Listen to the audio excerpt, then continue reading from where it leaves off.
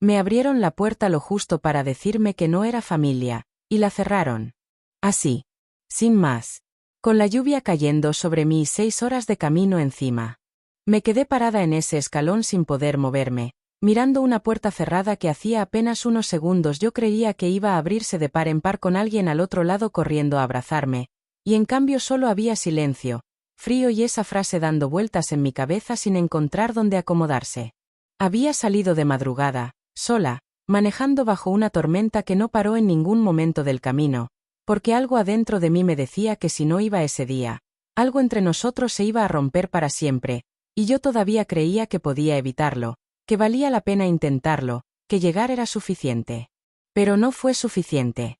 Y cuando finalmente volví al carro, empapada, con las manos temblando y esa frase todavía pegada en el pecho, hice algo que ninguna de ellas imaginó que haría.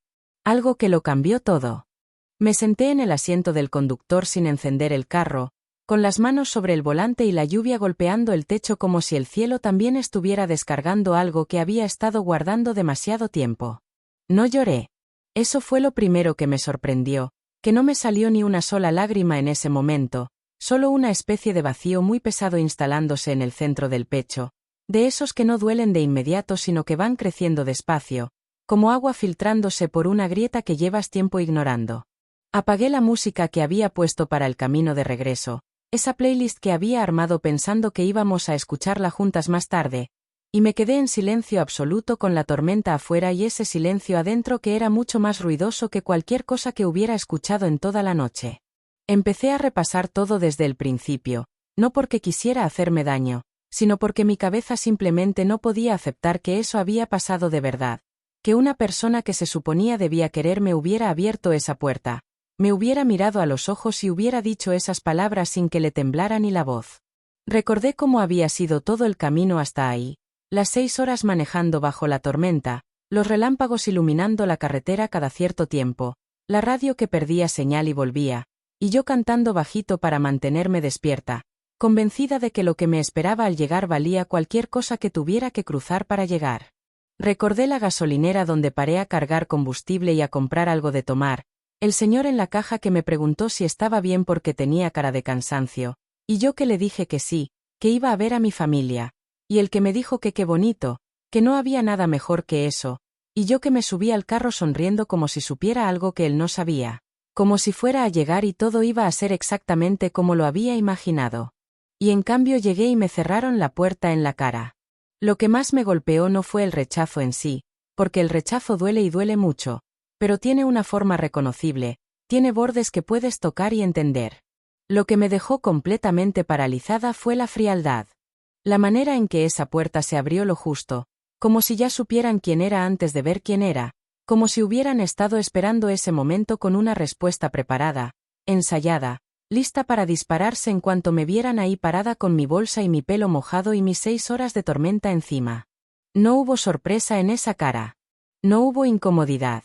No hubo ni siquiera ese segundo de duda que tiene cualquier persona cuando le dice algo cruel a alguien que quiere, ese instante donde los ojos bajan un poco o la voz titubea o la mano busca algo donde sostenerse. Nada de eso. Solo la frase, la puerta y el silencio. Y yo ahí, afuera, bajo la lluvia, como si nunca hubiera pertenecido a ese lugar. Saqué el teléfono sin saber bien para qué, creo que por instinto, porque cuando algo duele así la primera reacción es querer contárselo a alguien, querer que otra persona confirme que lo que pasó fue real y que no estás exagerando y que tienes razón en sentirte como te sientes.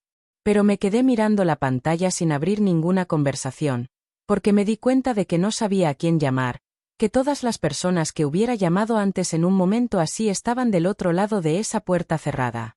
Eso fue lo que terminó de asentarse adentro de mí mientras la lluvia seguía y el carro seguía frío y la calle seguía vacía. No era solo que me hubieran rechazado esa noche. Era que en ese momento, parada afuera con el teléfono en la mano sin saber a quién marcar, entendí que llevaba mucho tiempo siendo la única que llamaba, la única que manejaba, la única que aparecía, la única que ponía algo de su parte para mantener unida una cosa que quizás nunca había estado tan unida como yo creía. Guardé el teléfono.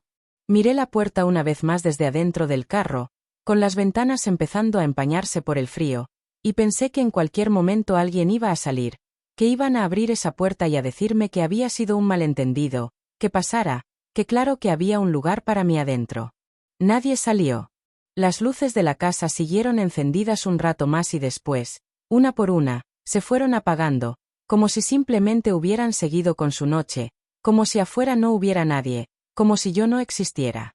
Y fue exactamente en ese momento, viendo apagarse la última luz, cuando algo dentro de mí que había estado muy quieto por mucho tiempo se terminó de despertar. No con rabia. No con ganas de tocar esa puerta a gritos ni de exigir una explicación ni de hacer una escena en mitad de la calle bajo la tormenta. Con algo mucho más tranquilo y mucho más firme. Con la certeza absoluta de que lo que iba a hacer a continuación iba a cambiar las cosas de una manera que ninguna de ellas estaba esperando. Encendí el carro. Y en lugar de irme, me quedé. Estaba sentada ahí con el carro encendido y la calefacción empezando a hacer su trabajo cuando vibró el teléfono. No era una llamada. Era un mensaje. Y no era de ninguna de las personas que estaban adentro de esa casa con las luces ya apagadas como si fuera una noche normal, como si no hubiera nadie afuera bajo la tormenta esperando algo que nunca llegó. Era de una prima con la que no hablaba seguido, de esas personas que aparecen cada tanto en la vida sin un motivo claro, y el mensaje era corto, directo, sin ningún tipo de introducción. ¿Ya llegaste? ¿Cómo te fue? Me quedé mirando esas palabras un momento sin entender, porque nadie sabía que yo había ido, nadie sabía que había manejado 6 horas bajo la tormenta para aparecer sin avisar. Eso era precisamente el punto, era una sorpresa, algo que solo yo sabía y que iba a existir en el momento en que esa puerta se abriera de verdad. Así que le escribí de vuelta preguntándole cómo sabía que había ido. La respuesta tardó menos de 1 minuto. Porque te estaban esperando. Sabían que ibas a venir. Llevan días hablando de esto. Leí eso 3 veces. 3 veces completas, desde el principio hasta el final, como si las palabras fueran a cambiar de significado si les daba suficientes oportunidades. No cambiaron. Sabían que iba. No era una sorpresa. No había sido nunca una sorpresa.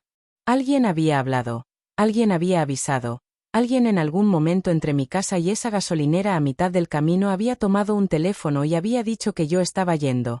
Y aún así, con todo ese tiempo para prepararse, para pensar, para decidir cómo querían manejar la situación, lo que eligieron fue abrirme la puerta lo justo para decirme que no tenía familia ahí y cerrarla. No fue un impulso. No fue una reacción. Fue una decisión.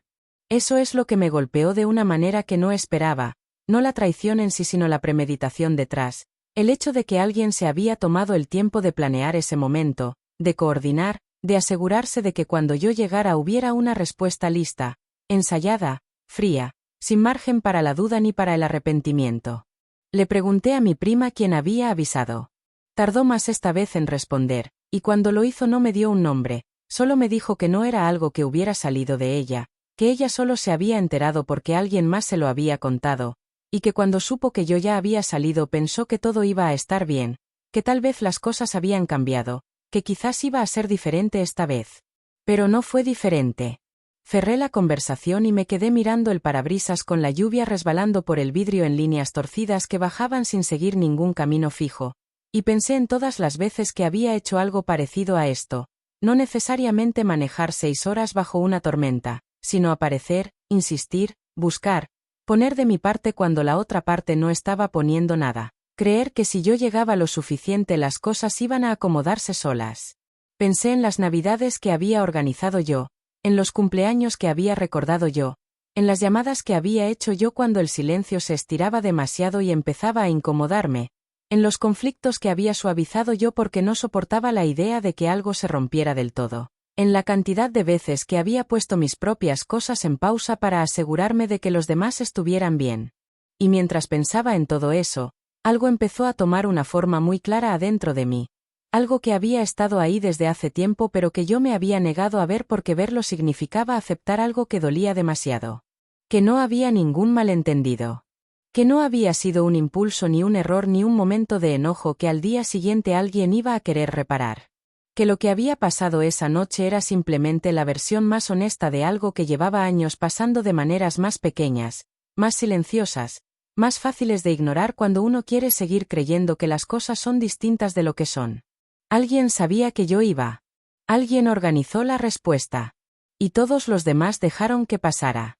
Eso no es un malentendido. Eso es un acuerdo.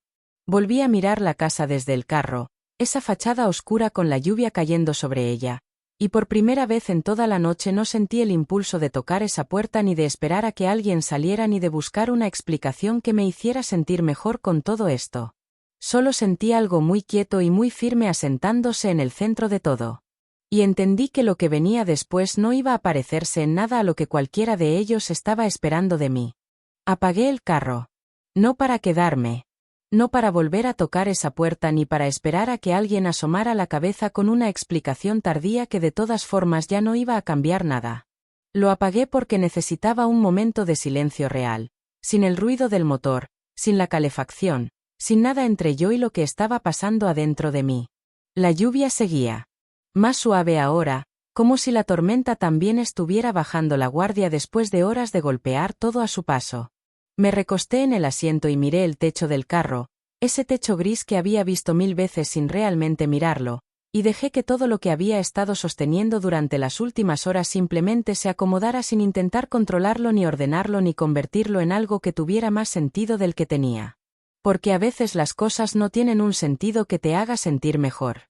A veces simplemente son lo que son, y el único movimiento honesto que te queda es dejar de buscarle una explicación que las suavice. Pensé en la versión de mí que había salido de casa esa madrugada.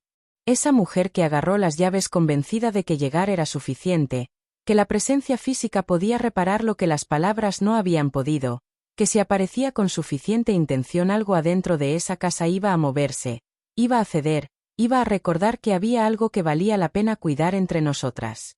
Esa versión de mí me dio una ternura enorme y al mismo tiempo una tristeza muy tranquila, de esas que no te desbordan sino que simplemente se quedan contigo como una compañía silenciosa que no pide nada. Había manejado 6 horas bajo una tormenta para sorprender a personas que ya sabían que iba, que tuvieron tiempo de decidir cómo recibirme y eligieron eso, eligieron una rendija y una frase y una puerta cerrada.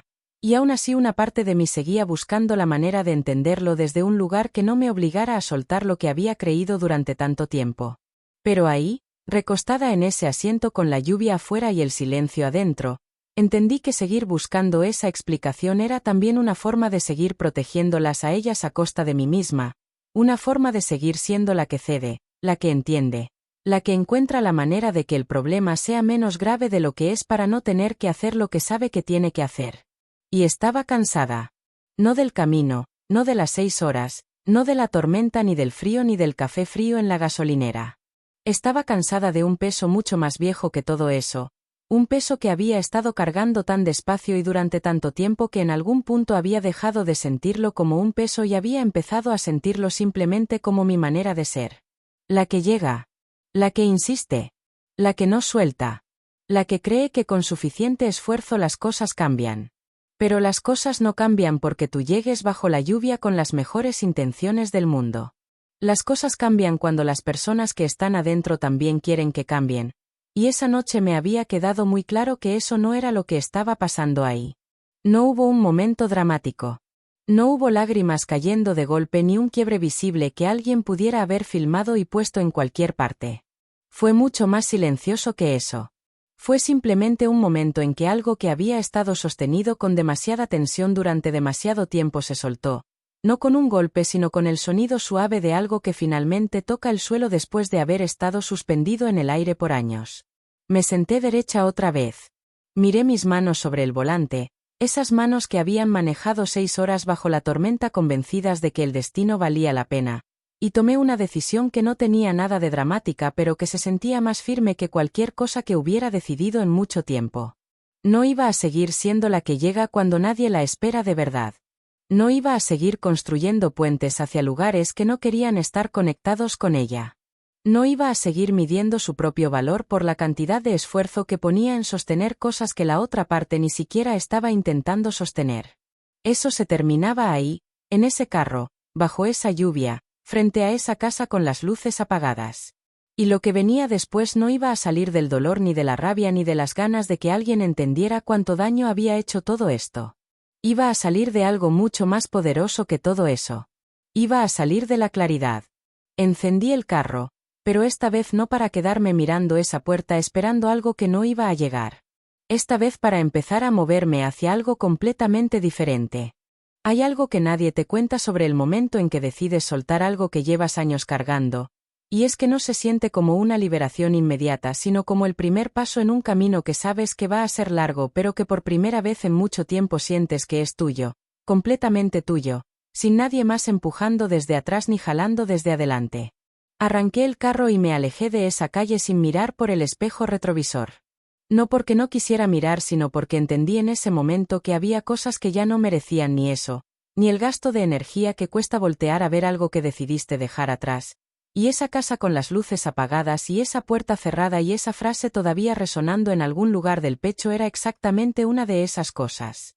Encontré un hotel pequeño a unos 20 minutos, de esos que no tienen nada de especial pero que tienen una cama y una ducha caliente y silencio, que era exactamente lo único que necesitaba en ese momento. Pagué en efectivo, subí a la habitación, me quité la ropa mojada y me metí a la ducha sin pensar en nada más que en el agua caliente cayendo sobre los hombros después de horas de frío y tormenta y tensión acumulada. Y ahí, bajo el agua, con el vapor llenando el baño pequeño y el ruido suave del agua tapando todo lo demás, empecé a pensar con una claridad que no había tenido en toda la noche. No en lo que había pasado, eso ya lo tenía suficientemente claro, sino en lo que seguía. Porque había algo que nadie de los que estaban en esa casa sabía todavía, algo que yo llevaba semanas procesando en silencio sin haberle dicho nada a nadie precisamente porque no quería que se convirtiera en una conversación antes de que yo estuviera lista para tenerla, y esa noche, con todo lo que había pasado, me quedó claro que el momento de tenerla había llegado, no con ella sino con las personas correctas, con las personas que necesitaban saber lo que yo sabía. Salí de la ducha. Me envolví en la toalla y me senté en el borde de la cama con el teléfono en la mano. Abrí la aplicación del banco. Llevaba años siendo la persona que aportaba más, no porque alguien me lo hubiera pedido directamente sino porque así había funcionado siempre la dinámica, yo ponía, los demás recibían, y en algún punto eso se había convertido en algo tan normalizado que nadie lo nombraba ya, simplemente existía como una parte del paisaje. Como algo que estaba ahí y que se daba por hecho sin que nadie se detuviera a preguntar si era justo o si era sostenible o si la persona que ponía todo eso seguía queriéndolo hacer. Revisé los movimientos de los últimos meses. Transferencias regulares que yo hacía sin que nadie las pidiera pero que tampoco nadie rechazaba. Pagos de cosas que no eran mías pero que de alguna manera habían terminado siendo mi responsabilidad porque yo era la que podía cubrirlos y nadie más se había ofrecido a hacerlo. Gastos que se habían ido sumando tan despacio que si los veías uno por uno parecían pequeños, pero cuando los veías todos juntos en una sola pantalla contaban una historia muy distinta. Cancelé las transferencias programadas. Sin drama, sin un mensaje explicando por qué, sin esperar a que alguien se diera cuenta y preguntara. Solo entré, las cancelé y cerré la aplicación con la misma calma con que alguien apaga una luz antes de salir de una habitación que ya no va a volver a usar. Después abrí los contactos. Había números ahí que no tendría que haber conservado tanto tiempo, personas que hacía años que solo aparecían cuando necesitaban algo y que desaparecían con la misma facilidad en cuanto obtenían lo que buscaban, y yo que los había mantenido ahí guardados como si en algún momento fueran a cambiar, como si conservar su número fuera también una forma de conservar la posibilidad de que las cosas fueran distintas. Empecé a borrar. Uno por uno, sin detenerme a recordar ni a dudar ni a darle a cada nombre más tiempo del que merecía en ese momento. Solo borrar, seguir, con una concentración tranquila que no se parecía en nada a la rabia que uno imagina que siente cuando hace algo así, sino más bien a la sensación de ir ordenando un espacio que llevaba demasiado tiempo lleno de cosas que ya no tenían ningún lugar ahí. Cuando terminé, apagué la pantalla y me recosté en la cama mirando el techo. La habitación estaba en silencio. Afuera la lluvia había parado por fin, y había algo en ese silencio nuevo que se sentía diferente al silencio pesado del carro frente a esa casa.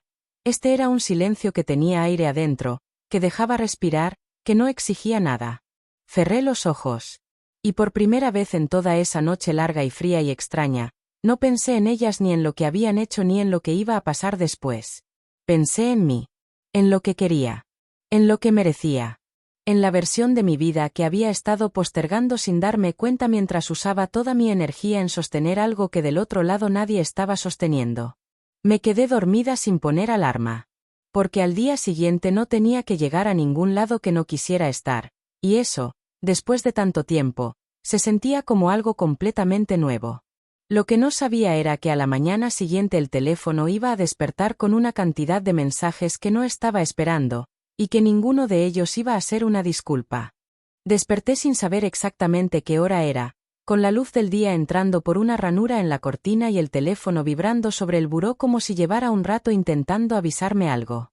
Lo agarré sin terminar de despertarme y la pantalla me recibió con una cantidad de notificaciones que no estaba esperando encontrar a esa hora, mensajes apilados unos sobre otros de números que la noche anterior yo había decidido borrar. Llamadas perdidas de personas que en meses no habían marcado mi número una sola vez, y todo llegando junto, todo al mismo tiempo, como si alguien hubiera encendido una alarma del otro lado y todos hubieran reaccionado a la misma señal sin ponerse de acuerdo. Me senté en la cama y empecé a leer. El primero era de una de las personas que estaban en esa casa la noche anterior, corto, sin saludo, directo al punto, preguntando por qué no había llegado el dinero que llegaba cada mes, si había algún problema con el banco, si algo había salido mal con la transferencia.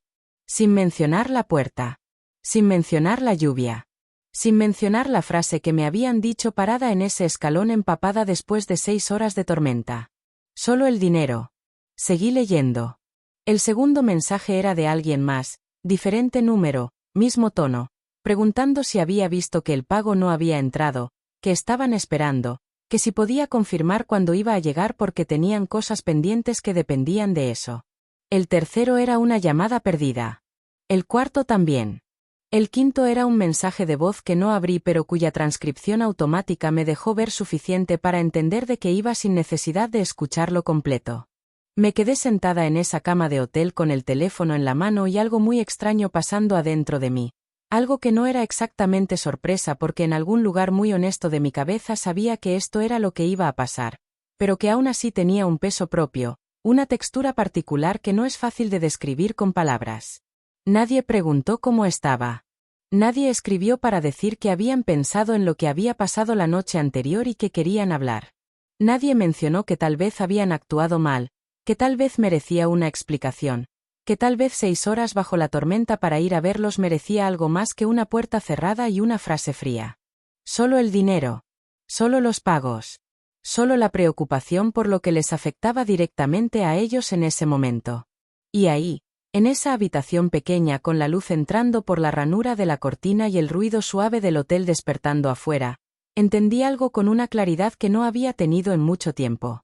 No era que no supieran lo que habían hecho. Era que sabían perfectamente lo que habían hecho y habían calculado que de todas formas yo iba a seguir siendo la misma de siempre, la que absorbe el golpe, la que encuentra la manera de entender, la que al final del día no va a dejar que las cosas se rompan del todo porque le cuesta demasiado soltar. Habían abierto esa puerta lo justo para decirme que no era familia, la habían cerrado, se habían ido a dormir, y a la mañana siguiente lo primero que hicieron fue revisar si el dinero había llegado. Eso me dijo todo lo que necesitaba saber sobre cómo me veían y cuánto tiempo llevaban viéndome así. No respondí ningún mensaje. No porque estuviera construyendo una respuesta dramática ni porque quisiera hacerlos esperar como una forma de castigo, sino porque genuinamente no tenía nada que decirles en ese momento que valiera la pena decir, y porque había aprendido en algún punto de mi vida que el silencio a veces comunica con más precisión que cualquier palabra lo que una persona necesita entender. Pedí el desayuno al cuarto, me senté junto a la ventana y por primera vez en mucho tiempo desayuné sin estar pendiente del teléfono, sin revisar si alguien había respondido algo, sin tener la atención dividida entre lo que tenía en el plato y lo que estaba pasando en una pantalla. Solo estuve ahí, presente, tranquila, con una taza de café que esta vez sí estaba caliente. Las notificaciones seguían llegando. Las vi acumularse en la pantalla sin abrirlas, como quien observa lluvia caer detrás de un vidrio sin sentirse obligado a salir a mojarse. Porque algo había cambiado desde la noche anterior y ese cambio no tenía marcha atrás. Ya no era la misma persona que había salido de casa con las llaves en la mano convencida de que llegar era suficiente. Esa versión de mí se había quedado parada bajo la lluvia frente a una puerta cerrada, Y la que había entrado a ese hotel, la que había dormido sin poner alarma, la que estaba desayunando en silencio mientras los mensajes se apilaban sin respuesta, era alguien que había entendido algo fundamental sobre su propio valor. Que no estaba en cuánto dabas. Que no estaba en cuántas horas manejabas bajo la tormenta para demostrar que te importaba a alguien. Que no estaba en cuánto aguantabas ni en cuánto perdonabas ni en cuánto seguías apareciendo aunque nadie te abriera la puerta de verdad. Estaba en saber cuándo parar. Y yo acababa de aprender eso de la manera más dolorosa y más clara posible. Terminé el café, dejé la taza sobre la mesa y agarré el teléfono, no para responder sino para hacer algo que llevaba demasiado tiempo postergando, algo que iba a mover cosas mucho más grandes que una transferencia cancelada y unos números borrados de una agenda. Porque lo que había descubierto esa noche en el carro, eso que mi prima sin querer me había revelado con ese mensaje corto y directo, era solo la superficie de algo mucho más profundo que yo todavía no había terminado de ver. Y era momento de verlo completo. Había una caja de cartón en el closet de mi departamento que llevaba años sin abrir. No porque hubiera olvidado que existía, sino porque sabía perfectamente lo que había adentro y había tomado la decisión silenciosa de que era más fácil no mirarla que enfrentar lo que significaba todo lo que contenía. Esa mañana, sentada en esa habitación de hotel con el café terminado y el teléfono lleno de mensajes que no iba a responder, decidí que cuando regresara a casa lo primero que iba a hacer era abrirla. Pero antes de eso necesitaba hacer algo más. Llamé a Renata. Renata era la única persona fuera de todo ese círculo que conocía la historia completa, no la versión resumida que uno cuenta en conversaciones casuales sino la versión real, con todos los detalles y todas las fechas y todos los momentos que yo había minimizado en voz alta mientras adentro sabía perfectamente que no eran pequeños. Contestó al segundo timbre como si estuviera esperando la llamada, y antes de que yo dijera nada me preguntó si estaba bien con un tono que dejaba claro que ya sabía que algo había pasado. Le conté todo. Desde la salida de madrugada hasta los mensajes de esa mañana preguntando por el dinero sin mencionar la puerta ni la lluvia ni la frase que todavía me resonaba en algún lugar del pecho cada vez que bajaba la guardia. Renata escuchó sin interrumpir, que es algo que muy poca gente sabe hacer de verdad, y cuando terminé se quedó un momento en silencio antes de decir algo que me acomodó cosas adentro que yo no sabía que estaban tan revueltas. Me dijo que lo que acababa de describir no era un conflicto familiar. Era un patrón. Y que la diferencia entre las dos cosas era enorme porque un conflicto tiene un inicio y un punto donde puede resolverse, pero un patrón es una estructura que lleva tiempo construida, con roles asignados, con dinámicas establecidas, con cada persona ocupando el lugar que le tocó sin que nadie lo discutiera en voz alta nunca. Y mi lugar, me dijo, había sido siempre el mismo. La que resuelve. La que aparece. La que pone. La que no falla. La que aguanta. La que al final siempre encuentra la manera de que las cosas sigan funcionando aunque ella sea la única pagando el costo de que funcionen. Escuché eso y no sentí la necesidad de defenderme ni de decir que no era tan así ni de buscar los matices que suavizan una verdad cuando duele demasiado recibirla directa. Solo la escuché y dejé que se asentara en el lugar exacto donde correspondía. Porque era verdad. Era completamente verdad y yo lo había sabido durante mucho tiempo sin haberlo nombrado nunca con esa claridad. No era la hija, la sobrina, la prima, el vínculo afectivo que une a las personas porque se quieren y se eligen. Era la función.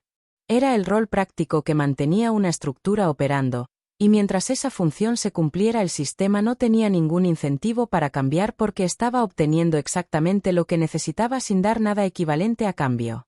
La puerta cerrada no había sido crueldad impulsiva. Había sido la señal de que el sistema ya no necesitaba disimular. Que se sentía suficientemente seguro como para mostrar lo que siempre había sido sin el envoltorio de afecto que lo hacía presentable. Cuando la función dejaba de ser conveniente, dejabas de ser familia.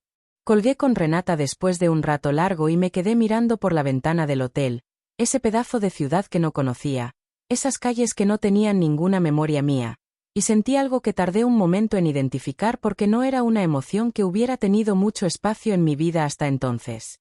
Alivio.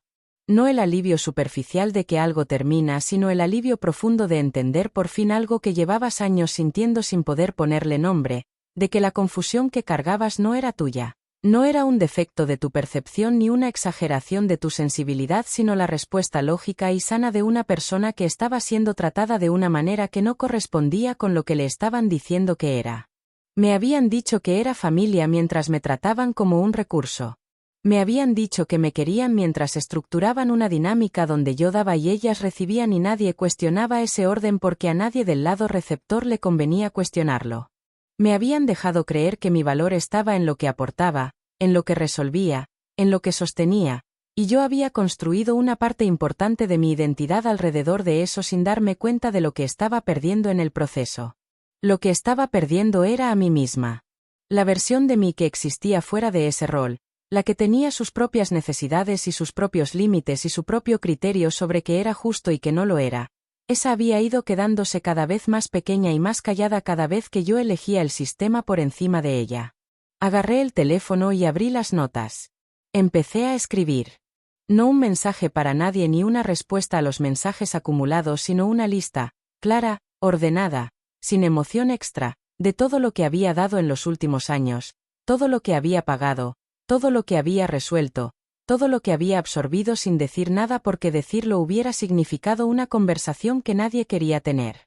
Era una lista larga.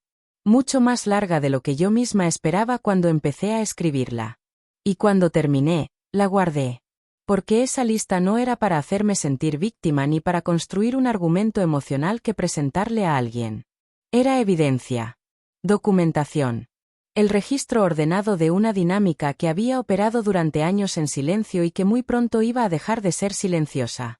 Porque lo que Renata no sabía todavía, lo que nadie sabía todavía, era que dentro de esa caja de cartón que llevaba años cerrada en mi closet había algo que cambiaba todo. Algo que ellas creían que yo no tenía. Llegué a mi departamento a media tarde. Entré, dejé la bolsa junto a la puerta. No encendí la televisión ni puse música ni hice ninguna de las cosas que uno hace normalmente cuando llega a casa y quiere que el espacio se sienta habitado. Solo fui directo al closet, moví las cosas que había puesto delante con los años, esas capas de objetos que se acumulan sin intención pero que terminan funcionando como una barrera entre tú y lo que no quieres ver, y saqué la caja. Era más liviana de lo que recordaba. La puse sobre la cama y la abrí. Adentro había papeles.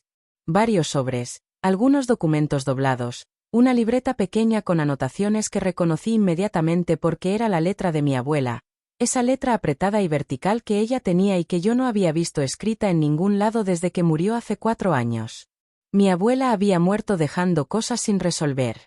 Eso era algo que toda la familia sabía pero que nadie había querido revisar de frente porque resolver las cosas sin resolver de alguien que ya no está implica conversaciones que la gente prefiere no tener, decisiones que nadie quiere ser el primero en proponer, y sobre todo implica dejar de usar la ambigüedad como escudo para seguir haciendo las cosas como siempre se habían hecho.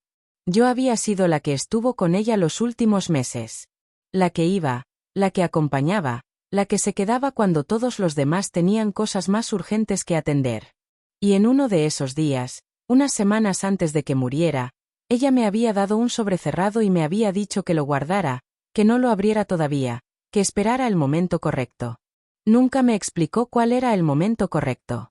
Pero yo había guardado ese sobre dentro de esa caja y había puesto la caja en el fondo del closet y había seguido con mi vida cargando ese peso sin abrirlo porque abrirlo significaba que el momento había llegado y durante 4 años ningún momento se había sentido suficientemente correcto para enfrentarlo. Hasta ese día. Saqué el sobre. Seguía cerrado, con mi nombre escrito afuera con esa letra vertical que me apretó algo en el pecho en cuanto la vi. Lo abrí despacio, no por dramatismo sino porque sentí que ese gesto merecía algo de cuidado, que había algo en ese papel que había esperado 4 años y que podía esperar unos segundos más mientras yo me preparaba para recibirlo. Adentro había 2 cosas. Una carta escrita a mano y un documento oficial doblado en 3 partes. Leí la carta primero. Mi abuela escribía como hablaba, directo, sin rodeos, con esa honestidad tranquila que tienen las personas que han vivido suficiente como para no gastar energía en suavizar lo que necesita decirse. Me contaba que llevaba tiempo viendo cosas que no le gustaban, dinámicas dentro de la familia que según ella no eran nuevas sino que venían de muy atrás, de decisiones que se habían tomado antes de que yo naciera y que habían ido dando forma a los roles que cada quien ocupaba sin que nadie los eligiera de manera consciente. Me decía que había visto cómo yo cargaba con cosas que no me correspondían cargar. Que había notado cómo mi presencia en la familia funcionaba de una manera que no era justa aunque tampoco era obvia, de esas injusticias que son difíciles de señalar precisamente porque están tejidas dentro de lo cotidiano y de lo que se da por hecho. Y me decía que había tomado una decisión. Ahí fue donde desdoblé el documento. Era un testamento. Uno que nadie en la familia sabía que existía, hecho ante notario, firmado y sellado, completamente válido, en el que mi abuela había dispuesto de la única propiedad que tenía, la casa donde había vivido toda su vida adulta, esa casa donde yo me había criado pasando temporadas largas y donde la noche anterior me habían cerrado la puerta en la cara. Y me la había dejado a mí. No a sus hijas. No dividida entre todos. A mí. Completamente. Con una cláusula explicando sus razones con una claridad que no dejaba margen para la interpretación ni para el argumento de que había sido un error o un descuido o una decisión tomada en un momento de confusión. Ella sabía exactamente lo que estaba haciendo.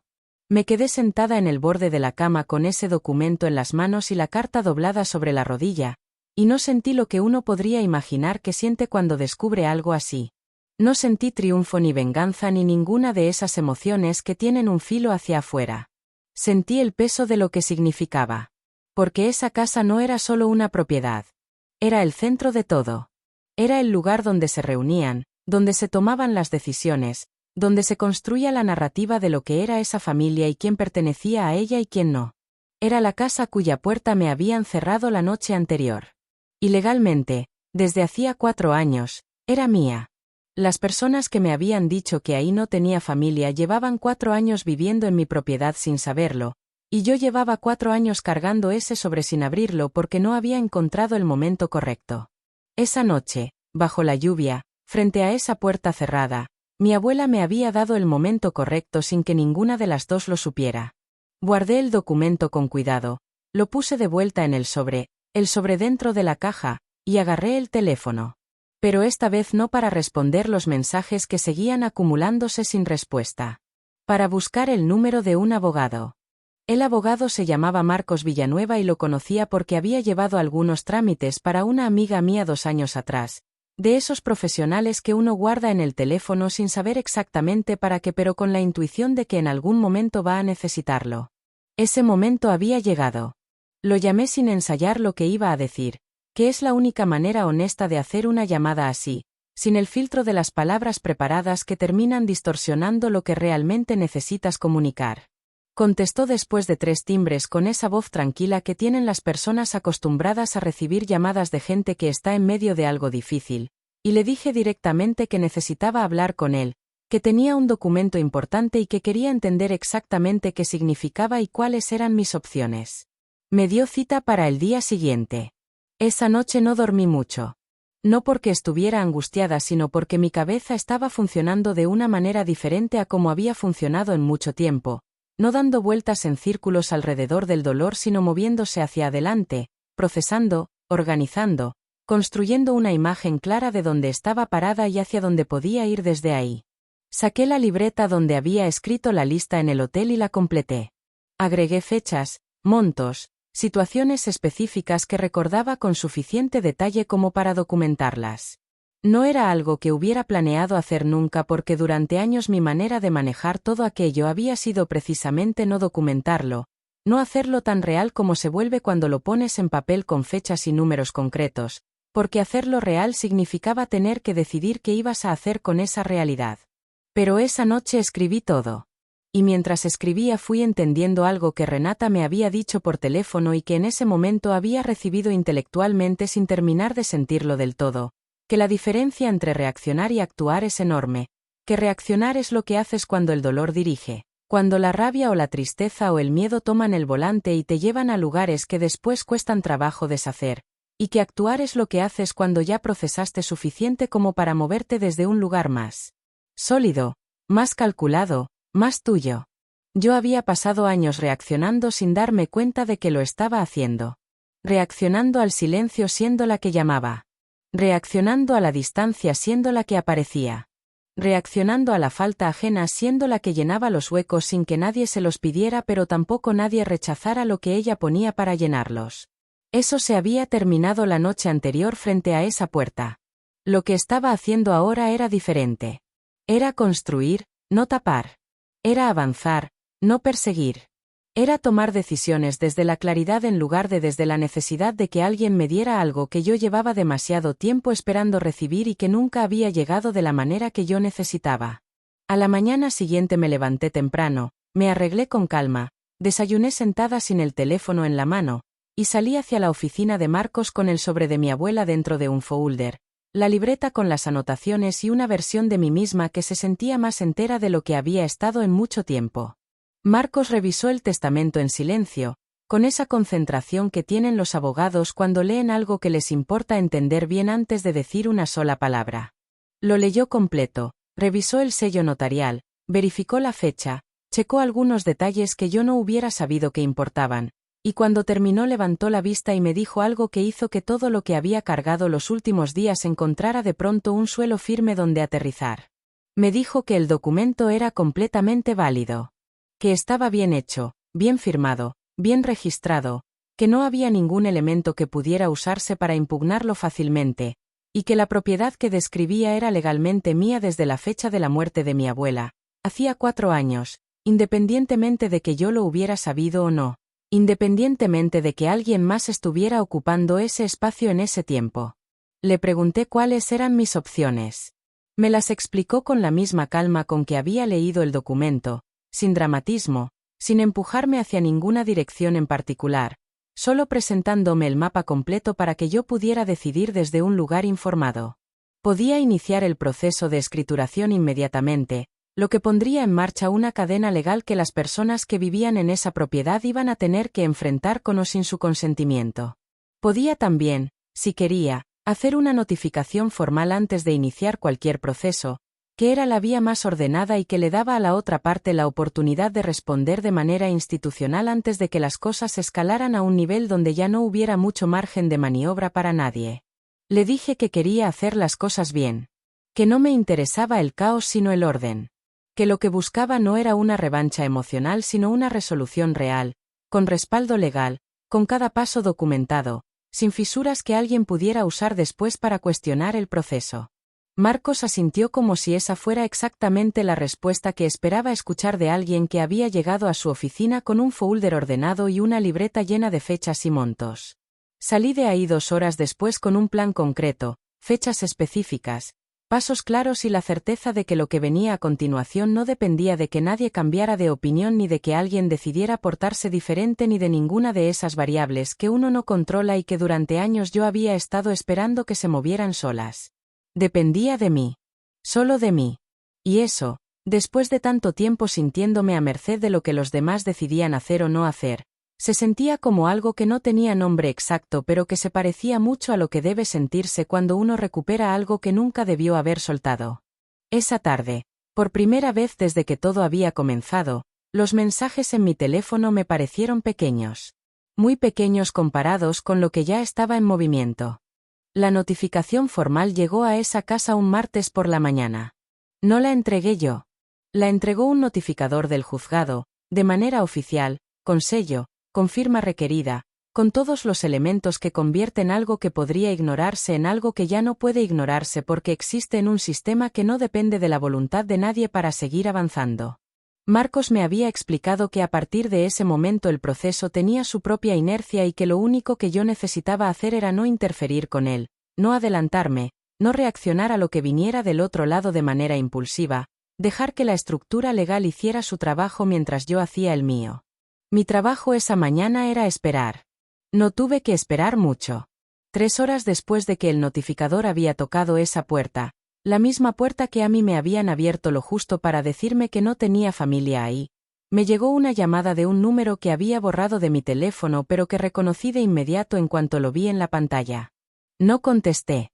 Dejé que sonara hasta el final, vi la notificación de llamada perdida aparecer en la pantalla y la dejé estar ahí sin hacer nada con ella.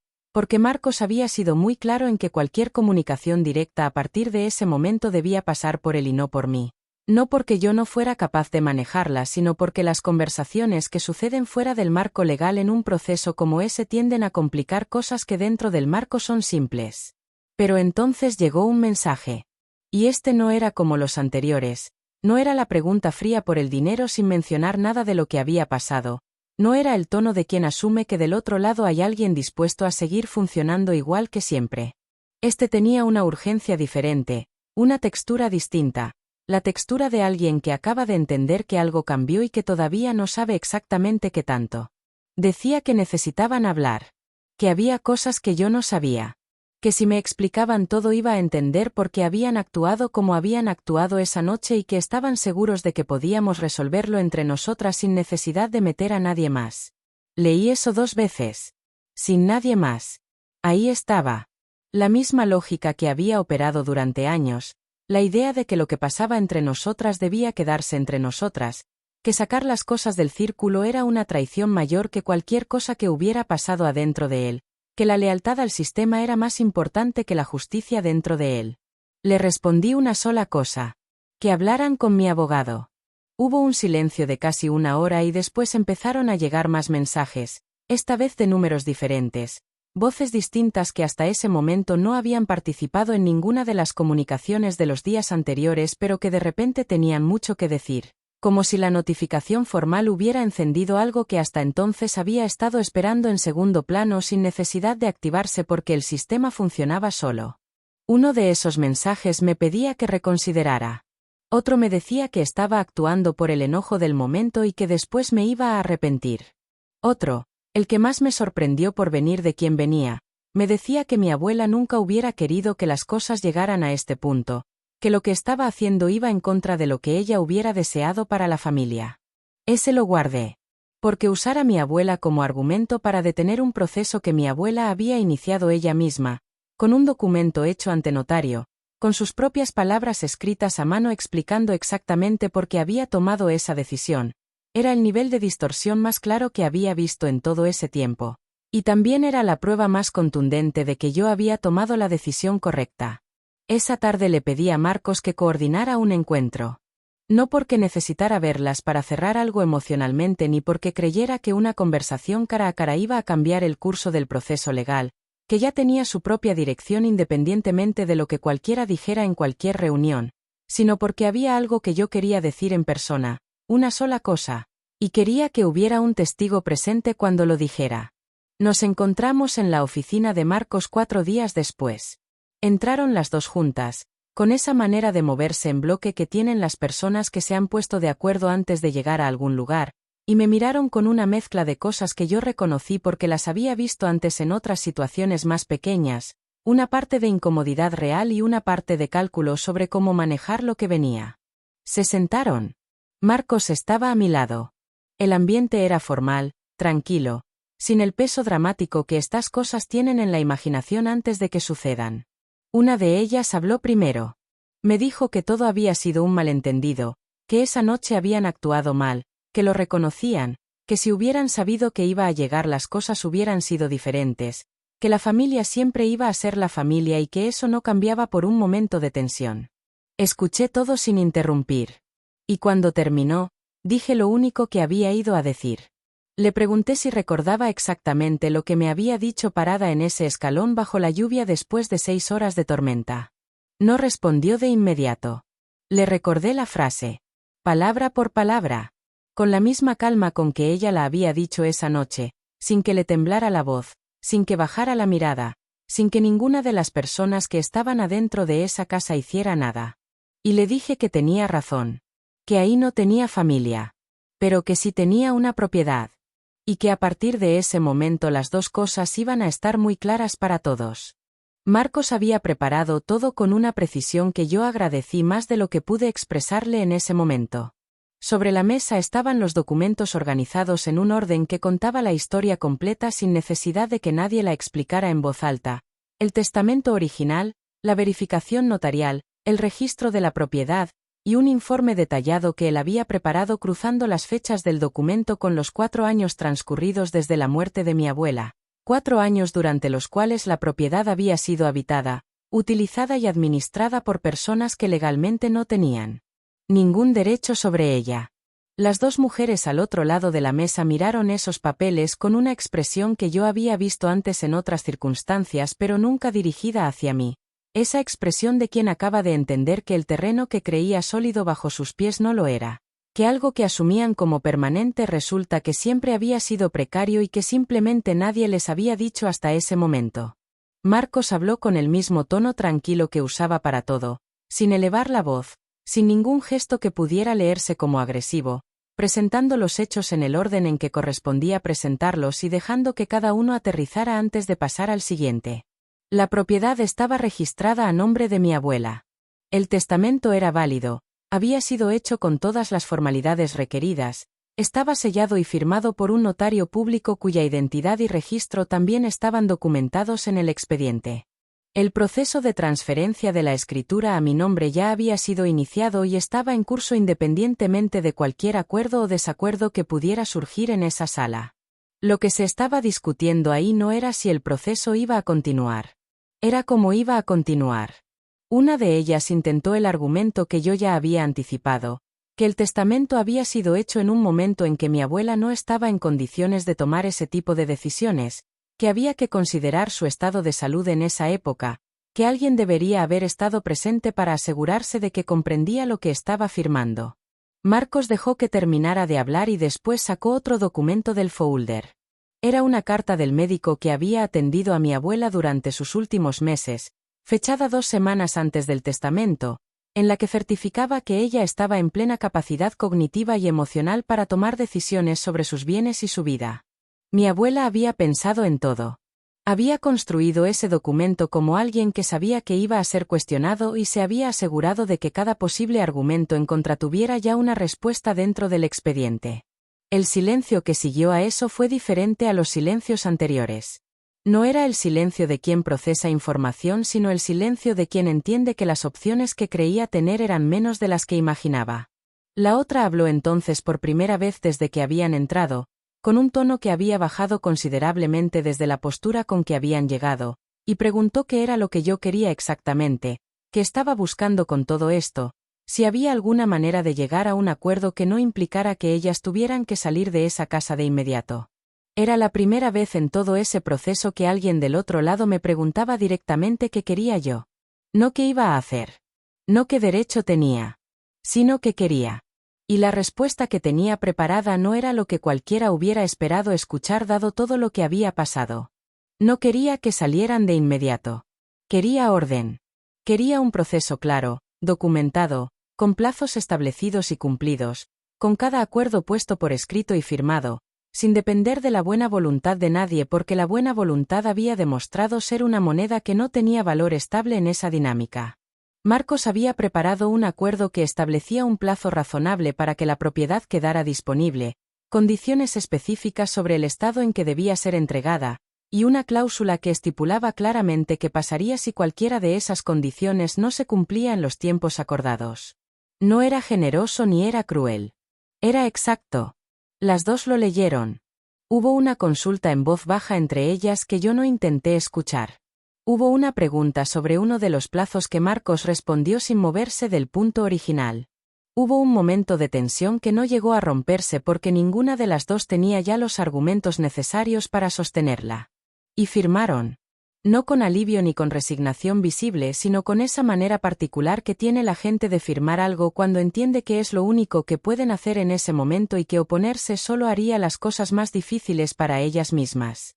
Salí de esa oficina con una copia del acuerdo en el folder y el proceso de escrituración avanzando en paralelo, 2 líneas moviéndose al mismo tiempo hacia el mismo punto, sin depender la una de la otra pero reforzándose mutuamente de una manera que hacía que el resultado fuera prácticamente irreversible. En la calle el sol estaba entrando con esa luz particular de media tarde que hace que todo parezca más nítido de lo que es normalmente, y yo caminé hasta mi carro con un paso que no tenía prisa ni peso extra, solo el ritmo natural de alguien que acaba de terminar algo que llevaba demasiado tiempo pendiente. Abrí el carro. Puse el folder en el asiento del copiloto y me quedé un momento antes de encender el motor. Pensé en la noche de la tormenta. En las 6 horas de camino. En el escalón mojado. En la frase. En el sonido del seguro cerrándose. Y pensé en mi abuela, en esa carta escrita con su letra apretada y vertical, en la manera en que ella había visto lo que yo no había querido ver durante tanto tiempo y había tomado una decisión que yo tardé 4 años en abrir pero que había estado esperando ahí, lista, desde el momento en que ella la escribió. Encendí el motor. Y por primera vez en mucho tiempo manejé sin tener ningún nudo en el pecho que deshacer en el camino. El plazo que habían firmado era de 60 días. No llegaron a los 30. No porque yo hubiera acelerado el proceso ni porque Marcos hubiera hecho ningún movimiento adicional fuera de lo acordado, sino porque algo dentro de esa casa empezó a moverse de una manera que yo no había planeado pero que tampoco me sorprendió cuando empecé a enterarme de los detalles. La primera en contarme fue Renata, que tenía una red de información que funcionaba con una precisión que yo siempre había admirado sin necesitar entender exactamente cómo operaba. Me llamó una tarde para decirme que había empezado a correr la voz dentro del círculo familiar más amplio, primos, tíos, personas que vivían lejos y que no habían estado presentes en nada de lo que había pasado pero que tenían su propia historia con esa dinámica y sus propias cuentas pendientes con la manera en que ciertas cosas habían funcionado durante años. Aparentemente el testamento había sido una sorpresa para todos, no solo para las personas directamente afectadas por él. Y esa sorpresa había abierto conversaciones que llevaban mucho tiempo cerradas. Porque resulta que yo no era la única que había estado en un rol parecido al mío dentro de esa estructura familiar, no era la única que había dado más de lo que recibía ni la única que había normalizado una dinámica que vista desde afuera no era tan difícil de nombrar. Había otras personas que habían cargado versiones diferentes del mismo peso y que cuando supieron lo del testamento, cuando entendieron que mi abuela había visto todo eso y había tomado una decisión tan clara al respecto, sintieron algo que ninguna había podido sentir antes porque nunca había habido un punto de referencia tan concreto desde donde pararse. Sintieron que alguien finalmente les había dado la razón. Eso tuvo consecuencias que se extendieron mucho más allá de la propiedad y del acuerdo firmado en la oficina de Marcos. Una de las personas que había estado en esa casa la noche de la tormenta tenía un negocio pequeño que funcionaba en parte gracias a conexiones familiares, personas dentro del círculo que le compraban, que recomendaban, que sostenían una red de apoyo informal que existía porque existía la estructura familiar que la contenía. Cuando esa estructura empezó a cuestionarse públicamente dentro del mismo círculo, cuando la narrativa de quién era quién y qué había hecho cada quien empezó a circular con la misma velocidad con que circulan estas cosas en los grupos familiares cuando alguien finalmente habla, esa red de apoyo informal empezó a aflojarse de maneras que no eran visibles de golpe pero que se iban acumulando. La otra había construido durante años una imagen dentro de ese mismo círculo que dependía en buena medida de la versión que ella misma contaba sobre las cosas, sobre quién era la responsable, quién era la generosa, quién era la que sostenía a la familia.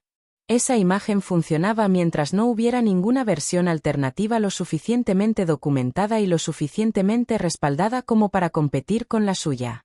El testamento de mi abuela, con su carta adjunta y sus razones escritas con esa letra apretada y vertical que todos reconocían, era exactamente eso. Una versión alternativa completamente documentada. No la conté yo. No tuve que hacerlo. Marcos había dejado muy claro que la confidencialidad del proceso legal era importante y yo la respeté. Pero los documentos existen en registros que no son completamente invisibles para quien sabe dónde buscar, y dentro de las familias hay siempre alguien que sabe dónde buscar. La información se movió sola. Y con ella se movieron cosas que yo no había anticipado pero que en retrospectiva tenían toda la lógica del mundo.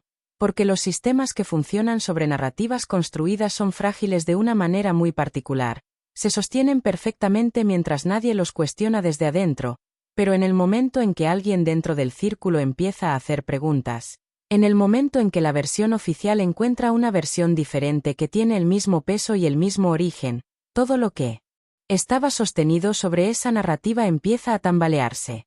Renata me fue contando los detalles en pedazos, no porque quisiera hacer el relato más dramático sino porque ella misma los iba recibiendo así, en pedazos, a medida que las cosas se desarrollaban. Que habían tenido que cerrar una de las actividades que generaba ingresos porque las personas que participaban habían dejado de participar sin dar una explicación formal pero de una manera que era suficientemente clara para no necesitar una. Que alguien había cancelado una reunión familiar que se organizaba todos los años y que este año simplemente no había quórum para sostenerla. Que había conversaciones que antes eran fáciles y ahora no lo eran porque las preguntas que antes nadie hacía en voz alta ahora alguien las estaba haciendo y eso cambia irremediablemente la textura de cualquier espacio donde se hacen. Yo escuchaba todo eso sin sentir lo que probablemente se esperaría que sintiera. No sentí satisfacción de la que tiene Filo, no sentí que justicia era la palabra correcta para lo que estaba pasando porque la justicia implica un proceso deliberado y lo que estaba ocurriendo era más orgánico que eso. Era simplemente el movimiento natural de las cosas cuando una verdad que llevaba tiempo comprimida encuentra finalmente el espacio para expandirse. Lo que sí sentí fue algo parecido a la confirmación. La confirmación de que lo que yo había vivido durante años no había sido una percepción distorsionada ni una exageración ni una sensibilidad excesiva mía. Había sido real. Había tenido peso real sobre personas reales y había dejado marcas reales en más de un lugar dentro de ese círculo que se había presentado siempre como una unidad sólida. El día que las llaves de la propiedad llegaron a mis manos, 26 días antes del plazo acordado, no hubo ninguna ceremonia ni ningún momento especialmente dramático. Solo un sobre en mi puerta con las llaves adentro y una nota de Marcos diciéndome que el proceso de escrituración estaba en su etapa final y que en aproximadamente 3 semanas el documento estaría listo con mi nombre. Agarré las llaves, las sostuve un momento en la palma de la mano y pensé en mi abuela, en esa mujer que había visto todo con tanta claridad y había tenido la paciencia de construir una respuesta que no dependía de que nadie cambiara sino de que yo finalmente estuviera lista para recibirla. Había esperado 4 años. Y había valido exactamente lo que costó esperar. Volví a esa casa un sábado por la mañana. No con prisa, no con ninguna emoción que necesitara preparación previa, solo con las llaves en la mano y esa claridad tranquila que se instala cuando las cosas finalmente ocupan el lugar que siempre les correspondió. Abrí la puerta yo misma. No toqué el timbre. No esperé que nadie me abriera desde adentro. Saqué las llaves, las metí en la cerradura, giré, y entré. El espacio estaba vacío, con esa quietud particular que tienen los lugares cuando las personas que los habitaban acaban de irse y todavía queda algo de su presencia en el aire pero ya no hay nadie que la sostenga. Caminé despacio por cada cuarto, sin apuro, sin inventario mental de lo que faltaba o lo que habían dejado, solo caminando por ese espacio que mi abuela había vivido durante décadas y que ahora era mío de una manera que ya estaba en papel, en registro, en todos los lugares donde estas cosas necesitan estar para ser completamente reales. Me senté en el piso del cuarto que había sido de mi abuela porque no había muebles todavía y el piso estaba limpio y era el lugar que más me pedía el cuerpo en ese momento. Y ahí, sentada en ese silencio, entendí con una completitud que no había tenido antes todo lo que había pasado desde esa noche de tormenta hasta ese sábado de sol tranquilo. Había manejado 6 horas bajo la lluvia buscando algo que nunca iba a encontrar del otro lado de esa puerta porque lo que buscaba no estaba ahí, nunca había estado ahí de la manera que yo necesitaba, y ninguna cantidad de kilómetros ni de esfuerzo ni de presencia mía iba a crearlo donde no existía. Lo que sí existía, lo que había estado esperando dentro de una caja en el fondo de un closet durante 4 años, era algo mucho más real y mucho más sólido que cualquier cosa que yo hubiera ido a buscar esa noche. Mi abuela me había dejado más que una propiedad. Me había dejado la prueba de que alguien me había visto de verdad. No el rol, no la función, no la que resuelve y aparece y sostiene. Sino yo. Y había decidido, con toda la claridad y toda la anticipación que la caracterizaban, que eso merecía ser reconocido de una manera que no pudiera deshacerse. Con el tiempo entendí algo que antes me daba miedo aceptar. Que estar disponible para todos no es lo mismo que ser querida por todos. Que cubrir los huecos que otros dejan no te convierte en parte esencial de su vida sino en parte conveniente de su sistema. Que puedes pasar años siendo indispensable para personas que en el momento en que dejas de ser útil son capaces de abrirte la puerta lo justo para decirte que no tienes lugar ahí. Ayudar no es lo mismo que sacrificarse. Querer no es lo mismo que permitir que te usen. Y poner límites no te hace una persona difícil, te hace una persona que finalmente se conoce lo suficiente como para saber lo que merece. Hoy esa casa tiene mis cosas adentro. Tiene mis plantas en la ventana y mi música en las mañanas y el silencio que yo elijo cuando quiero silencio. Tiene todo lo que yo decido que tiene, sin pedirle permiso a nadie ni esperar que nadie apruebe lo que hago con un espacio que es completamente mío. Y aunque el camino para llegar hasta aquí tuvo una tormenta, una puerta cerrada y una frase que todavía recuerdo con precisión, No cambiaría nada de lo que pasó porque cada parte de eso me trajo exactamente hasta aquí. A este cuarto. A este silencio. A esta versión de mí que ya no maneja 6 horas bajo la lluvia buscando que alguien le abra una puerta. Porque aprendió a abrir las suyas. Ahora dime tú, si hubieras estado en mi lugar esa noche, parada bajo la lluvia frente a esa puerta cerrada, ¿habrías regresado al carro o habrías seguido tocando?